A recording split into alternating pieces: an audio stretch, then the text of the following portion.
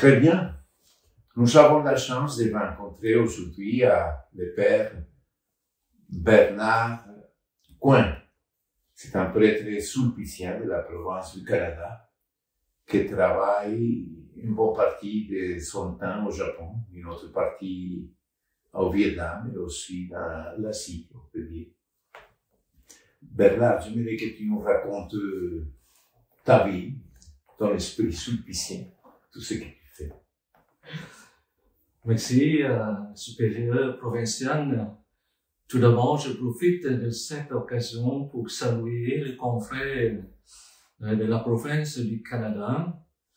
Moi, je suis dans ce coin assez loin du Canada ou de la Colombie, et physiquement, mais spirituellement, on est proche, non? Surtout dans notre spiritualité sulpicienne. Je voudrais vous saluer bien et en même temps, je voudrais bien remercier tous nos confrères par quelque façon, de quelque manière, de penser à moi comme un membre ou de prier pour moi. Et voilà, c'est pour moi, c'est nécessaire, c'est important. Et merci bien de la visite du supérieur provincial. C'est vraiment pour moi une occasion joyeuse parce que c'est la première fois que je pourrais parler ou poser ou avoir une conversation assez longue avec notre supérieur provincial. Très bien, Bernard. On a passé déjà une semaine ici, presque 2 semaines, ici au séminaire du Japon. Pour nous, la présence de Bernard parmi nous, c'est très important parce que c'est une manière d'unir les diversités qu'il y a ici en Asie, en Amérique. Il y a le Vietnam, il y a à côté, il y a Corée, non? Corée. Et il y a pas mal de Coréens qui viennent ici au séminaire pour se former, quelques-uns qui trouvent la vocation missionnaire. Et toi, tu partages ce monde-là, non? Le monde du Vietnam, le monde de l'Asie, le monde du Japon. Tu viens un semestre par année ici à accompagner les confrères japonais et à faire ton ministère ici à Fukuoka et les alentours. Oui, c'est depuis presque 20 ans, exactement 19 ans, je suis revenu en Asie, surtout au Japon, comme un sulpicien. Avant ça, je faisais quelques années comme prêtre diocésain de Saint-Boniface. Peut-être vous savez déjà que je suis né au Vietnam, puis devenu un réfugié. Et je faisais mes études en Europe, dont 2 ans presque en Suisse et 7 ans à Rome. Et après ça, j'ai rencontré Monseigneur Ako, et puis elle m'a invité à venir travailler à Saint-Boniface. Alors, j'ai été ordonné prêtre pour Saint-Boniface, et j'ai travaillé là pendant plus de 10 ans. Et puis, tout à coup, un jour, Monseigneur Boulet est devenu notre archevêque. Alors, devenir archevêque de Saint-Boniface, moi, quand j'étais encore au Singapour, enseignant dans un séminaire, alors il m'a rappelé à venir à Saint-Boniface. Il m'a mis dans une paroisse de Saint-Adolphe, une paroisse bilingue. Alors, après 2 ans, il m'a appelé pour avoir un lunch ensemble. Puis, pendant ce repas-là, on me posait la question, Bernard, est-ce que tu veux encore enseigner?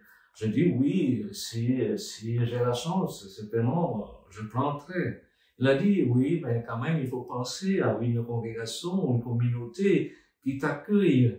Parce que quand tu t'avances à un âge, il y a quelque chose, quelqu'un, une communauté qui te supporte. Et après un instant, j'ai pensé comment ça soupisse. Il a dit, oui, bienvenue. Et puis le lendemain, Monseigneur Goulet a appelé à notre ancien provincial, à Monseigneur, à Monsieur Jean Tron, Lionel. Alors, il est venu à Saint-Boniface tout de suite. Et puis, à partir de ce jour-là, on a fait la démarche. Et puis, j'ai quitté Saint-Adolphe après un mois pour aller faire le mois sulpicien en France, avant de faire la solitude 2 ans après. Et puis, voilà, j'ai fait une synthèse de ton histoire. C'est ça. Comme vous voyez, Bernard parle plusieurs langues, non? C'est-à-dire, il porte sur soi plusieurs cultures, non seulement il est allé au Canada, il a appris bien l'anglais, le français, non? Il est venu au Japon et il a appris le japonais, il parle le japonais aussi. Et il se communique parfaitement avec les confrères, non? Les séminaristes. Et il parlait le vietnamien, bien sûr, parce que c'est sa nationalité, non? Ça l'a permis de développer son spécialisation qui est la Bible, non? Ses études sont en Bible. Et Bernard a écrit plusieurs livres qui servent pour la formation, non seulement des séminaristes, mais aussi des religieuses et des religieux qui veulent consulter un peu les livres bibliques. Oui, depuis que je suis venu ici au Japon, j'ai passé, je pourrais dire en tout 2 ans, 2 ans et demi d'apprendre la langue japonaise.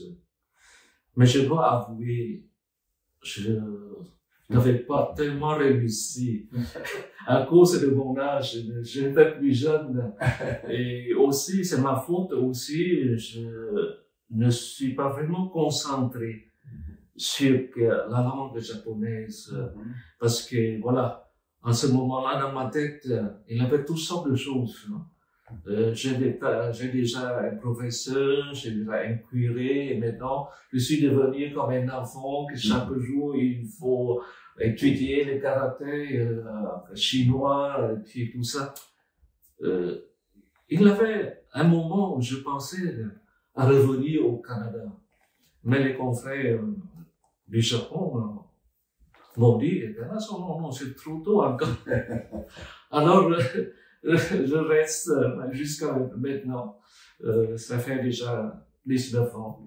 Mais tu comprends bien, tu célèbres la messe aussi en japonais, tu peux te communiquer avec les séminaristes, tu comprends tout ce qu'ils parlent parce que tu assistes aussi aux réunions de conseil, de dialogue avec les évêques.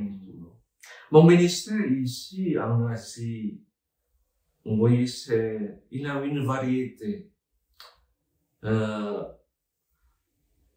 Depuis 10 ans presque, j'ai permis la province de travailler pour les 2 provinces.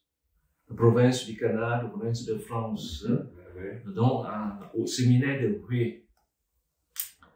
Alors, je passe 6 mois ici au Japon, 6 mois au Vietnam.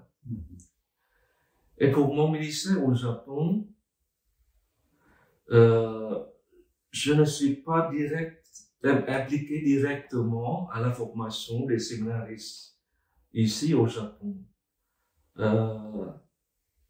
En fait, les confrères japonais sont très gentils et très généreux avec moi. Ils savent bien ma limite de la langue japonaise et aussi comme le nombre de séminaristes ici au Japon se diminue beaucoup. Et puis les confrères, 4 confrères, sont capables de couvrir tous les services. Et aussi, les confrères comprennent bien que j'ai beaucoup de choses à faire dans la pastorale, dans l'enseignement, ici même au Japon. au Japon, ici, au Grand Séminaire, je donne aussi un cours, un petit cours qui s'appelle la pastorale de la langue anglaise. C'est-à-dire que pour aider les finissants, de préparer un peu la liturgie en anglais. Au cas où, dans l'avenir, ils devraient célébrer la messe ou les sacrements en anglais pour les étrangers. Et à part de ça, quand je suis ici au séminaire, je participe au conseil, je participe à la vie communautaire. Et à part de ça, je donne des cours de Bible dans différentes communautés religieuses ici au Japon, où il y a des religieuses vietnamiennes. Quand je vais là, la messe, l'homélie, c'est en japonais, mais l'enseignement est en vietnamien. Au moins, chaque année, je fais un tour dans 5 communautés religieuses ici au Japon. Parce que le numéro des religieux vietnamiennes s'augmente chaque année. Et il y a beaucoup de jeunes, mais surtout elles sont jeunes. Et en fin de semaine, quand je suis ici à Fukuoka, normalement, je vais célébrer la messe pour les Vietnamiens catholiques dans 4 ou 5 communautés ici, alors, au lycée de Fukuoka. Peut-être vous savez, il y a beaucoup de jeunes Vietnamiens qui viennent étudier ou travailler ici au Japon. Et on estime, on dit, peut-être qu'il y a 500 000 Vietnamiens. Donc, 40 000 catholiques environ. Et ça fait 10% de la population catholique du Japon. C'est significatif. Voilà. Et alors, il y a beaucoup de choses quand même à faire, la pastorale en fin de semaine, l'enseignement pendant la semaine. Et le reste du temps, je profite de mon temps libre ici au Japon pour rédiger des livres. Des choses comme ça.